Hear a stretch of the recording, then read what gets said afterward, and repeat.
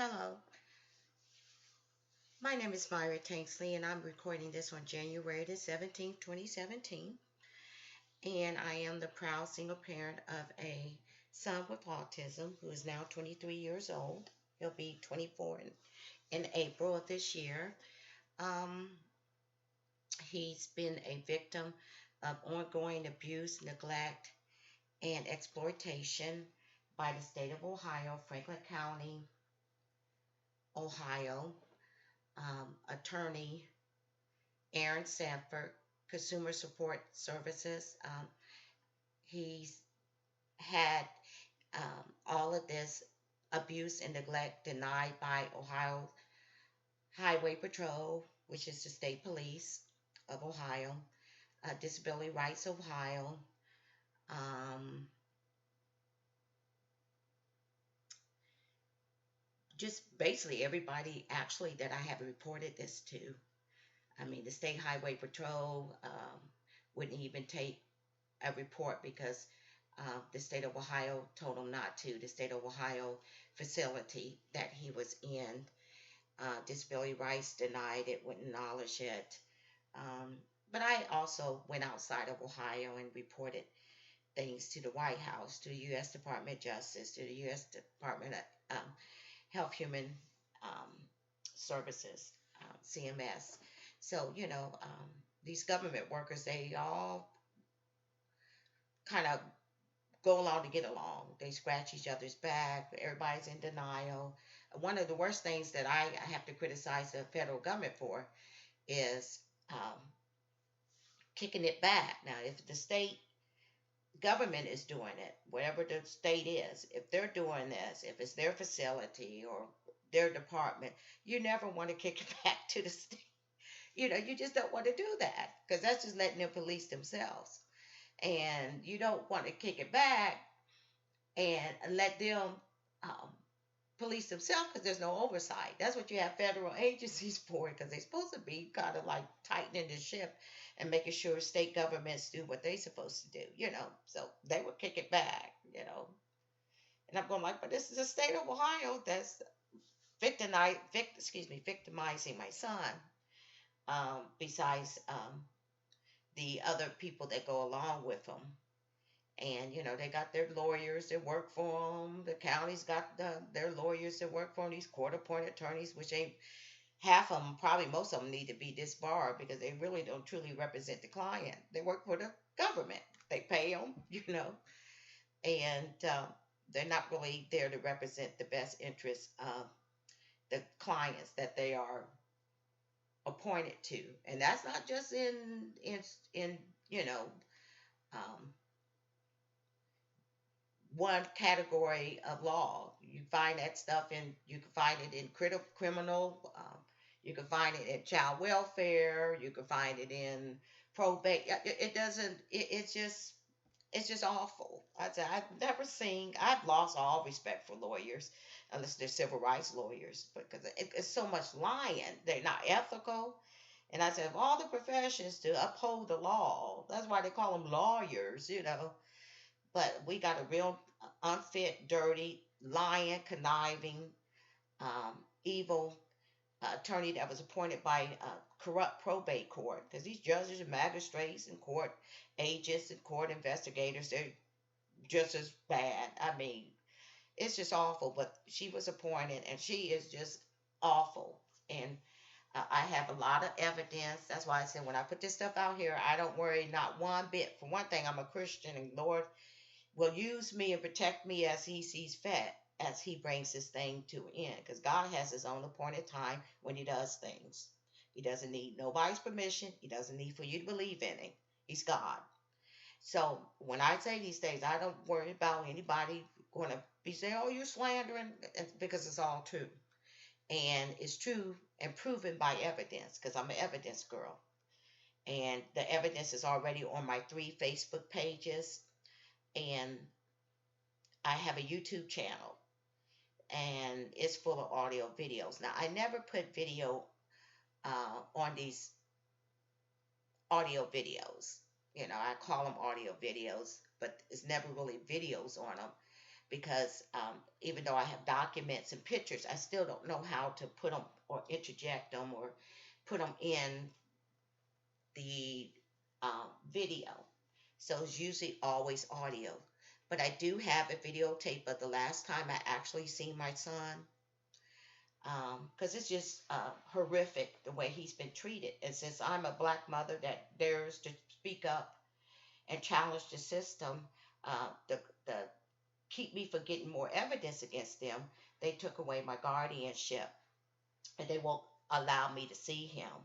And the last time I actually talked to him on the phone was over a month ago. And it's not because he doesn't want to talk to his mother. He loves me. He loves his mother. It's because they won't allow him to. Or he might even be in the hospital. Who knows? Because he's been wanting to get back home. He tells them that. He tells me that all the time. And who knows?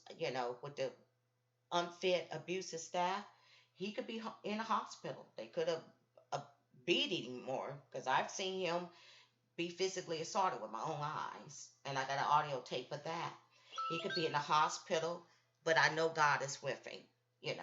That I'm sure um, of, because I'm a Christian, and so is my son, and I know God will work through other people or work through people that other people count out, because he's nothing but cash to them, federal funds. Other than that, to him, to them, he has no worth. He's a minority. He's got a disability. We just get money, and he's just living in a rundown state of Ohio, um, tiny townhome, because that's what it is. It's not an apartment. It's a little tiny townhome in a rundown strip, and they have like a locked black gate enclosed around it. But this is from February the 10th, 2012, when he was in one of the state of Ohio operated, because it's operated by the Ohio Department of Developmental Disabilities, ICF-MR facilities. And ICF-MR means Intermediate Care Facility for the MR. And uh, he was abused by a guy named Robert that was on staff. The Marquis, that's the name of my son, actually told me that this guy had uh, threw him down on the ground and was hitting him in his head. And there was a resident that actually witnessed this. And he was a middle aged, and I don't think he was autistic. I think he was mentally retarded. But he was a higher functioning um, resident, because he looked like he probably, and it's hard to tell, but he looked like he probably was maybe in his early 40s or late 30s. He was a white man. He was, like I said, a MR, at least I think he was. And he approached me 2 times. And you will hear him on this particular audio tape telling me that he needed to talk to me. At the time, I was talking to the very corrupt, incompetent superintendent D. Michael Snow. And I say this guy's incompetent and he's corrupt, because he was telling me that Marquis was he wrote in one of his letters after I reported abuse that my son wanted just to get his staff in trouble. I said, well, autistic people don't sit around trying to get people in trouble. They don't have the cognitive ability. They just don't have that drive to try to get anybody in trouble. And then, to me, that just meant that he was incompetent. But, and then he was saying that, since Marquis didn't have a whole lot of bruises on it, he did have some bruises on it. I said, well, just because somebody doesn't have bruises don't mean they ain't been struck or assaulted or punched or whatever, which I thought was, again, because when you hear people say some of the things they say, they ain't got it. But he was very corrupt and he was very competent. And so I was talking to him on the phone, because when I went over there that evening on that particular day, February the 10th, 2012, and went in there to see my son, he's sitting in a chair, all curled up with a blanket over top of his head. And, you know, I could tell that he was scared. He was just scared to let the environment, to be open to the environment. And I could hear him kind of crying a little bit. He didn't know, you know, that I was coming at that particular time. I just came in. I said, "What's the matter?" And, was trying to get my son to talk and to see why he was all covered up and stuff. So when I went out there and I asked him, I said, "Well, for him to be doing this, the environment is traumatizing him. Something in the environment. Besides the noise, it probably was the staff, because I know that place was just full of, unqualified, abusive workers. And that superintendent would try to cover it up and deny it and stuff." So when my son wouldn't really open up to me because he was afraid to tell me, he was afraid to take the blanket off his head, he was just so traumatized. Eventually, I got him to take the blanket off his head, and I said, "Well, I'm gonna go out and get you some water and put it." I said, "Do you want some water?" I said, "Well, I'll get you some water and get it nice and cold," because the water that he had in there wasn't fresh. And I asked him, did he want his glasses? So when I went out there to the kitchen area and did that, I looked at the staff member out there, and I went over there and asked him. As a mother, I have a right to ask about my child. So I don't know why these people think I'm supposed to not say anything, because I love my son just like they love their kids. I'm going to ask about my son. And I asked him, you know, um, what's been happening, and he had behaviors. I said, "Okay, he's autistic. Why is he having behaviors? Tell me a little bit more than that." Well, I know he's artistic. He couldn't even say the word autistic. He's artistic. But I asked him. He said that he wanted to go home and he missed his mom. Because I told him, I said, "Well, because there's a reason why they have behaviors. They just don't come out and start doing. Usually, it's something that's going on." And that place was just full of external triggers that just, it was too noisy. The staff was abusive. They didn't know how to work with him. Just the environment. Nobody, no knowledge base whatsoever. So when I went back in there, my son took the blanket off, and he was still sad and crying, and he wanted me to know that he was sad and crying. And he told me, he said, "That's Robert out there. He's been treating me mean." Now, my son had already told me a few days earlier that this Robert was um, an employee that actually pushed him down on the ground, was restraining him and hitting him in the head.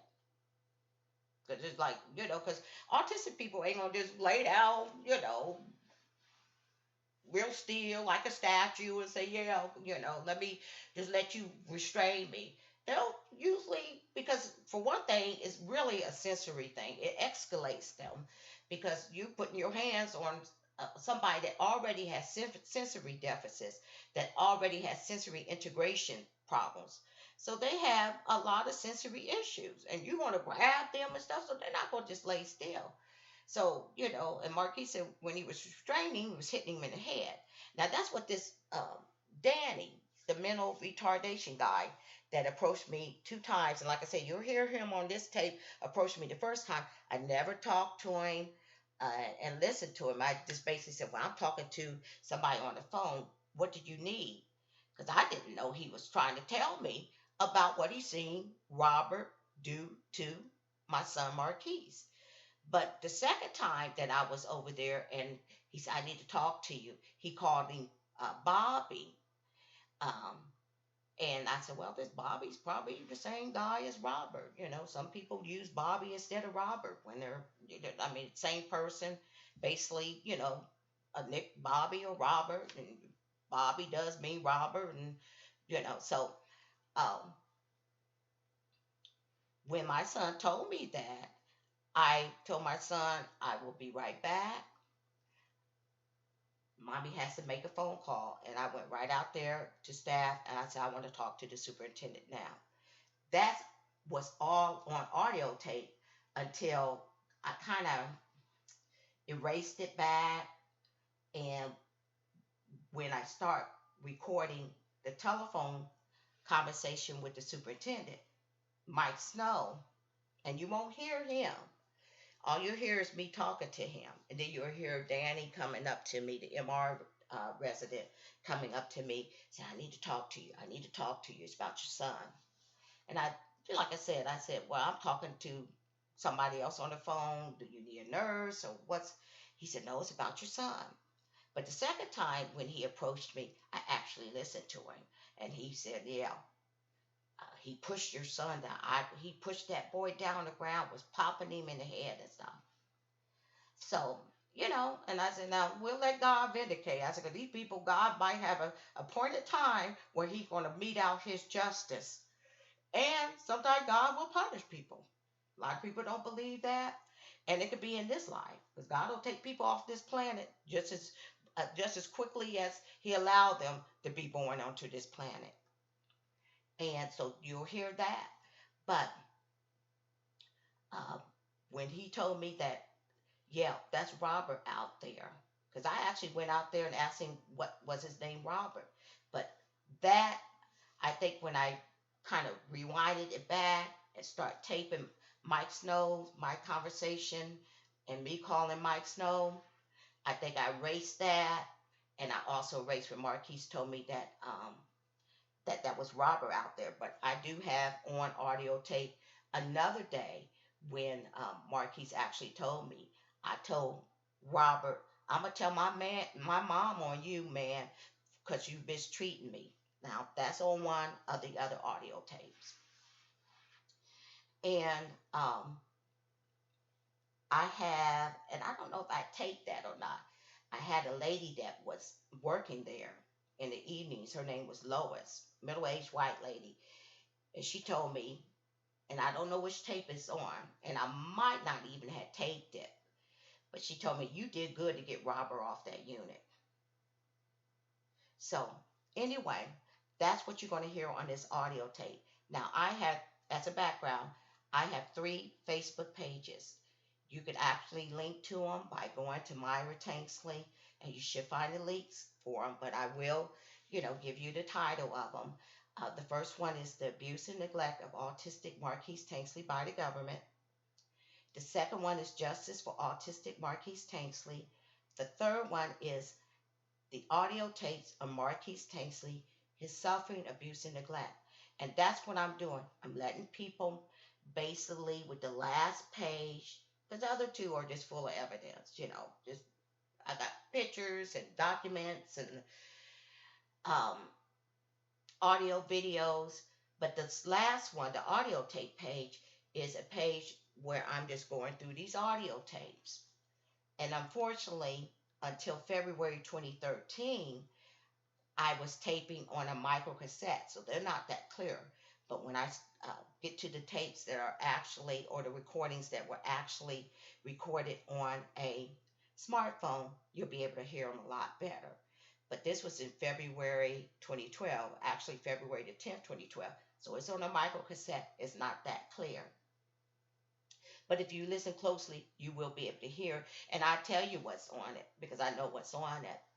But the audio tape page is for people to hear Marquis in his own words tell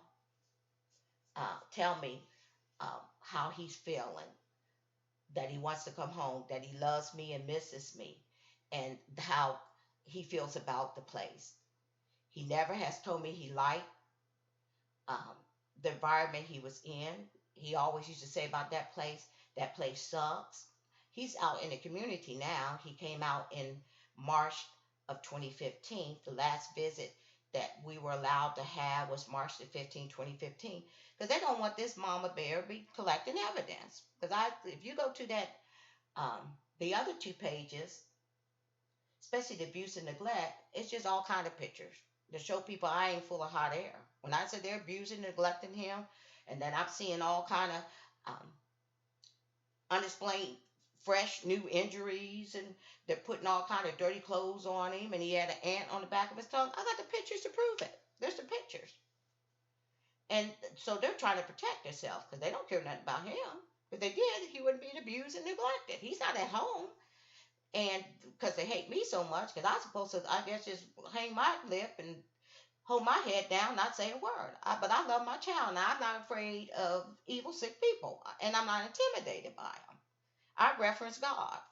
I don't care where I'm at in this world, I'm not intimidated by sick, evil people because I know God is in control, and I know He fights our battles. But so that's the reason why they don't want me to see Him. And then they have a sick fantasy of trying to drive our family apart because they try to make us a dysfunctional family. I said, he loves his mom and his mother loves him. And then they say I escalating. I said, my son ain't never got mad at me, and I said, because he's doing what he's doing because he has autism. They don't blame the white parents when their kids have meltdowns or aggression and stuff. I said, but when he's venting to me, he's venting to me about them. He's not venting about me. He's letting me know. Maybe if they didn't treat him like an animal, maybe he wouldn't want be begging me to bring him back home and stuff. And when he tells me, how unhappy he is and what's happening to him, he ain't calm and quiet about it either. Because he's in pain. He's suffering. And I said, these are the worst pieces of human scum. I said, not only are they corrupt, they're incompetent. Ain't nobody's going to come in my face and say nothing about slander or anything. They don't even want to see me because they'll get their feelings hurt. I said, because I don't whitewash anything. I tell it like it is. But they're all in denial, just like this country. And people wonder why Donald Trump got elected. I said, because God will use anybody on a pathway to these prophecies that have to be fulfilled. But this country is very racially sick and very, you hear about racial hatred and racial crime and all this kind of stuff. I said, since 1776, the Liberty Bell has been cracked. I said, this country's always been racially sick. It's been a hypocritical country as far as this mockery of being a Christian nation and God we trust and all that kind of stuff. But then everybody denies it. I said, well, you're not going to deny it to me. I said, because even God says these people it exist. The Bible is full of injustice. And it's not the average Joe out on the street that God talks about or is talking about when he talks about injustice. He's talking about all this scum that works in these court systems, legal system,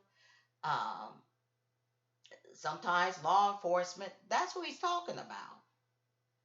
He's talking about judges and lawyers or lawyers and people on the court payroll and court investigators. That's what he's talking about.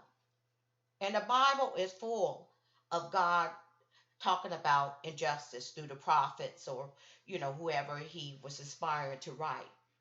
People try to deny that racism exists. I said, that's the reason why this country is so racially sick and it's going down, because everybody's in denial. God even says that,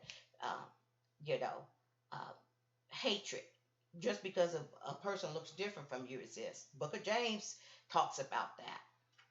And God even goes on to inspire James to write, how can you say you love God who you have not seen and you hate your brother who you have seen? So I said, so ain't no use denying it to me. Because all that stuff comes from a sick heart. I said, when you got people hating somebody because all they can see is your skin color, they can't see anything else about you.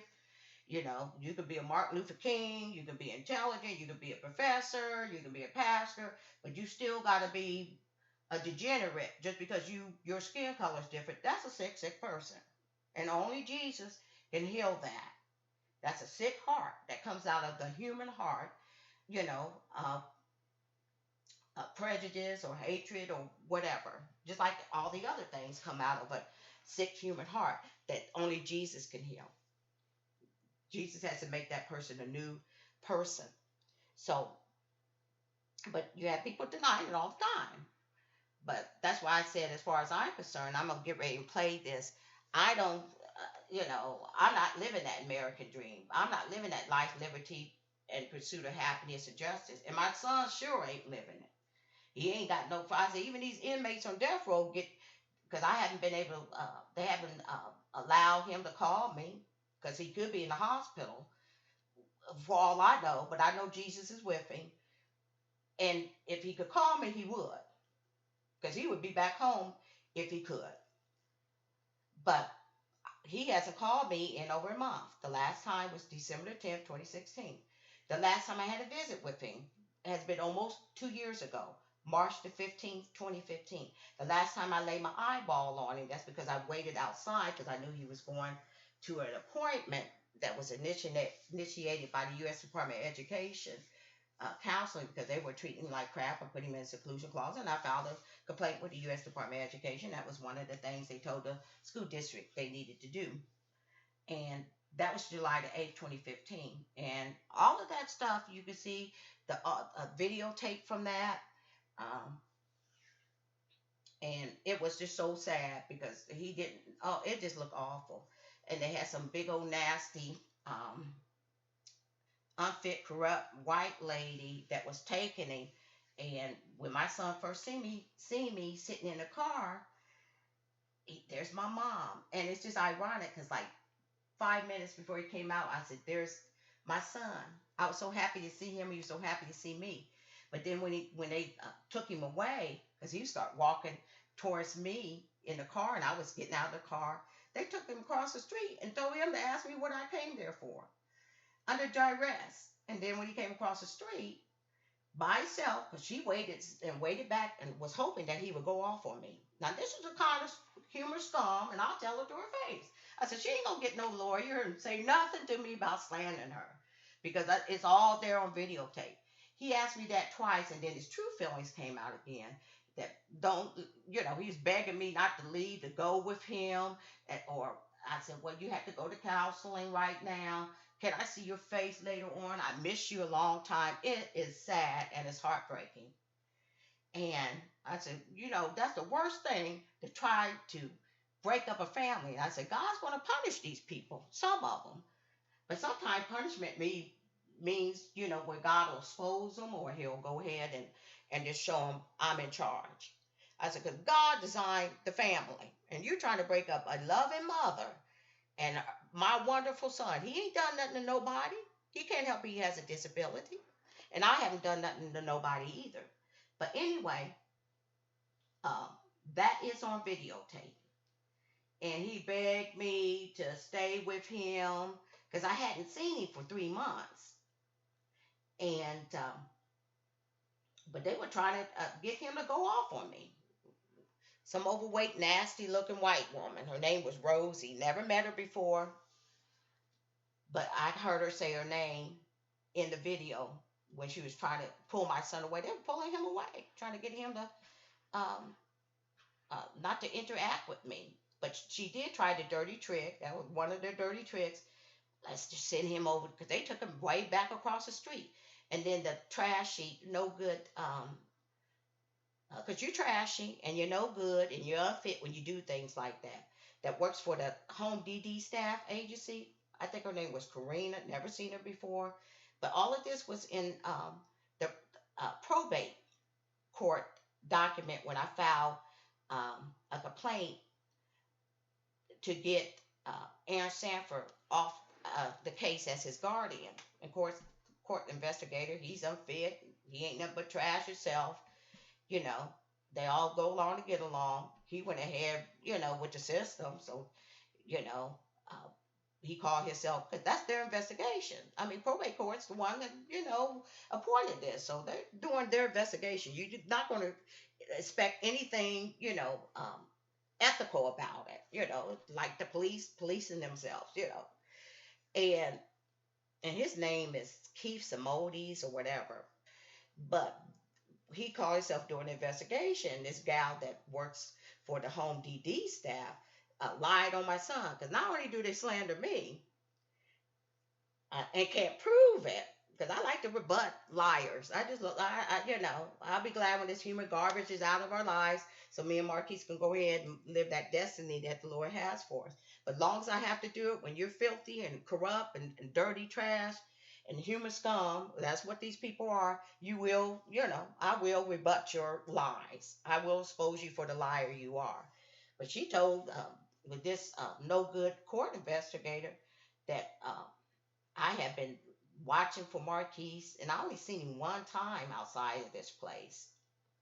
And everywhere he's been, I said, huh, have they been putting him in all kind of different placements? Have he been living at other address? So that was two lies right there. And she said that um, when he first seen me, he ran across the street. Marquis didn't run across the street. I was sitting in the parking lot. They had already crossed the parking lot. But guess who was sitting across the street by himself, even though he wasn't running? That big old nasty white lady had sent him across the street. Because when my son said, "There's my mom," they start pulling him across the street. And it's all there on videotape. You could hear him tell, "Let me go. I want to talk to my mom." Then I heard my son say, "About what?" So she went ahead, and you could see her stand back on that sidewalk and see him right across the street by himself. Since they said that when you went across the street, when he first see me, it would have been unsafe. Well, it wasn't unsafe when she sent him back across the street by himself to ask me, "What did you come here for?" And my son has never said that to me. And he didn't say it initially. He said, "There's my mom." And he said it calmly, and you could tell, that he was happy. And then when he said that, I knew he was under duress. And I said, so that's what she had asked him to do. But she came right back across the street to where we was because it didn't work. The dirty trick didn't work. And that's when she heard him profess his love for me and missing me and wanted to come back home and wanted me to stay with him and go with him because he's like, "This is my mom. I don't want her to leave me." I said, "This is some sick, sordid trash that we got in our lives." But, I'm a Christian. I ain't looking for another lawyer. I ain't looking for none of that. I got a lawyer, Jesus Christ. And I'm looking forward to him bringing Marquis back home and doing whatever else he wants to do with this thing. Because sometimes God will show out. He will show his power. And they won't even know what hit him. Because that's what happened to David Belinkie. He didn't even know what hit him, I bet, that day that the Lord took him off this planet. Because God, I felt the wrath and the anger of God when he was talking to me on the phone. I knew God was going to punish him when he was bragging. I said, God hates injustice. He hates uh, uh, arrogance too. I said, this man was one of the most arrogant people I ever heard, ever. And the Lord let me know, made me get the newspaper that day to find that man's name right at the top of the obituaries. So just giving you a background. Those are the 3 pages. I got like 50 audio videos in my YouTube channel and counting. Um, just go look at the evidence. It's there. It's there. But my son has been treated like crap. And I've suffered too, along with him as his mother. And Jesus understands that. He understands a mother's love. He's seen his mother cry at his cross, at the foot of his cross, and he comforted her and stuff. But he said, you just step back and I'll take care of the situation. But God has his own way of doing things, and he's got his own appointed time. And I encourage my son, and I let him know. I said, as a Christian, God is in this thing with us. And I told Sanford that. She won't talk to me because she's an unfit coward. But I leave messages in her voicemail. Last time I called, the guy that she's in practice with, and he ain't no good either, because them fraudian guardians, they get those people's SI checks and or SSI checks, and they just make money out of them. They let them be abused and neglected. They put them in any kind of place. They're just in it with the system. I said, but they all go down to hell together. But sometimes God will go ahead and deal with people in this life. You got to wait until you get punished eternally in hell. God will deal with you in this life, where he'll allow something to happen to you because you've been so mean and evil and nasty and have like Belinkie said, run over people in court, and cheated people out of their rights, and practiced injustice so long, God will let that stuff come back to you. Some kind of way, in your family or your whatever, he'll let it come that way. But I've seen God deal with people directly and trip people up or put out their life like he did David Belinkie. But the last time I called, he said the voicemail box was full and everything. Because I said, it's a shame when my son can't even spend time with his mother on his own birthday and holidays and stuff. I said, even those, inmates, those death row inmates even get, visits or contact visits or be able to call their families and stuff and everything. I said, but, It's a testimony, and it's all because of JESUS that me and Marquis are already victorious. Because he just suffered a lot of weight. They still got him on Thorazine. They increased the dosage. He's on lithium. He's got a new skin condition that he didn't have at home. He has no quality of life. He has to go to these light treatments for a skin condition that he acquired with them. He didn't acquire it. He didn't have this at home. Every Tuesday and Thursday, he's got to go and have light treatments done to his skin. I mean, he doesn't have none of his, he doesn't have his family life, all the hobbies that he likes to do, he's not doing.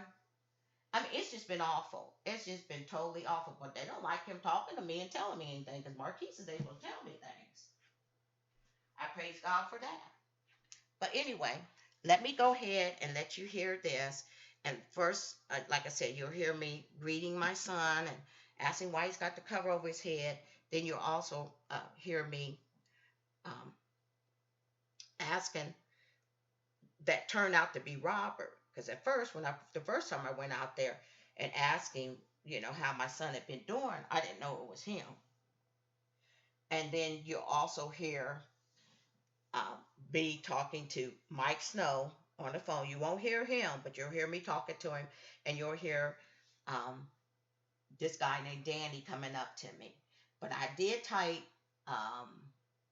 but I must erase it when I went back. But I did tape Marquis actually tell me, that's Robert. He's been treating me mean. After the second time that I went into, the first time I went into his room, I was just trying to get the blanket off, and I went and put his water in the refrigerator and asked him did he want his glasses. And then I went and asked this boy, because that's what he is. He ain't a man. Anytime you just, you mistreat somebody that can't help themselves, you're the lowest of the low. So I asked the scum about what was going on and how Marquis had been doing that day. Then when I went in there the second time, I got my son to take the blanket off his head, and that's when he told me, why I said, well, so that's the reason why he got his head all covered up, and everything. But then when I went back out and asked that guy, was he Robert? He was kind of nasty. I said, are you Robert? Are you the... And then I just went back to see my son to let him know that I had to leave for a few minutes, and I got on the phone. But the part about me asking that boy, was he Robert? And Marquis telling me that's Robert, and he's been mistreating me. That's Robert out there. I accidentally erased it when I start recording Mike Snow and them. So anyway, without further ado, here we go. And I do apologize because it's not that clear. This is on a micro cassette. This is from a CDC visit, Columbus Developmental Center. That's the state of Ohio owned ICF MR facility operated by the Ohio Department of Developmental Disabilities, February the 10th, 2012.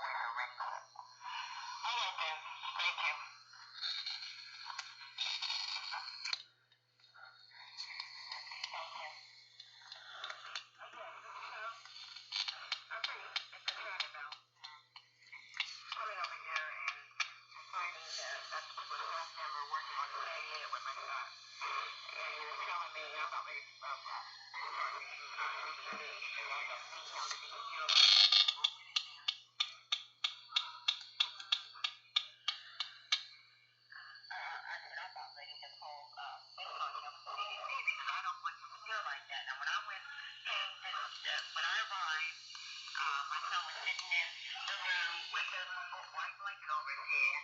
And but when I came on the staff, I asked the staff how he was doing. And one guy said that he's been having behaviors involved. Like that, my son did. When he was in him. Well, why is he having behaviors? He said, well, he has behaviors. Well, he's autistic, so there's a reason why he has behaviors. There's always a function the way he's been. You don't want to know how, but he's been having behaviors.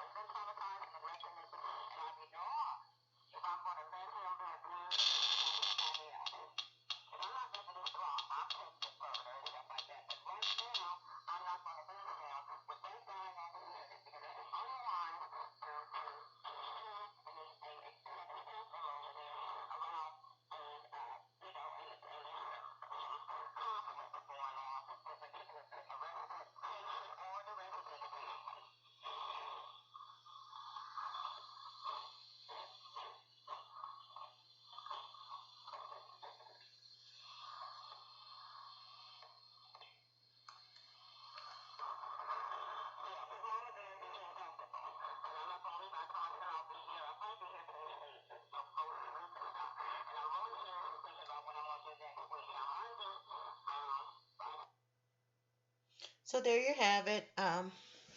Like I said, there was actually me greeting Marquis and finding him cower in his chair with the blanket over top of his head, trying to shut out the environment, probably afraid to see this guy or hear this guy come into his room and, treating him mean over and over again. And then um, actually, at that time, I didn't know it was Robert, the guy that had punched him and popped him in the head and on the ground a few days earlier.